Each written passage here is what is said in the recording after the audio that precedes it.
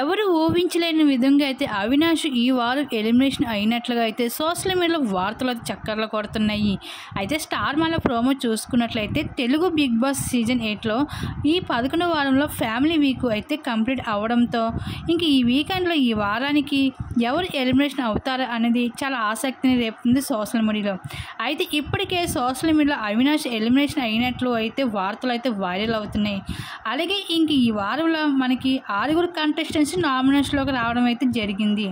ఇంక ఈ 6లో అయితే 3 కంటెస్టెంట్స్కి ఓటింగ్ ప్రకారం చూసుకుంటే డేంజర్ జోన్లో ఉన్నది మాత్రం అవినాష్, పృథ్వీ, టేస్టీ తేజ. అయితే వీళ్ళు 3 కూడా డేంజర్ జోన్లో ఉండడం అయితే జరిగింది. వీళ్ళు 3లో ఎవరో ఒకరు అయితే ఎలిమినేషన్ అవ్వడం అయితే జరుగుతుంది. అయితే వీళ్ళు 3లో 90% ఒకరు ఎలిమినేషన్ అవ్వాలి. కానీ అవినాష్ ఎలిమినేషన్ అయినట్లు తెలుస్తుంది.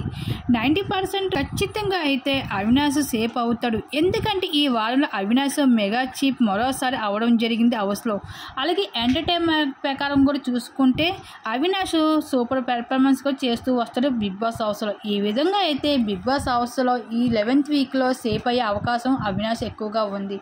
కానీ పృథ్వీ మాత్రం 90% అయితే ఎలిమినేషన్ అయ్యి బయటికి వెళ్ళిపోవడం అయితే ఖచ్చితంగా ఉంది పృథ్వీ.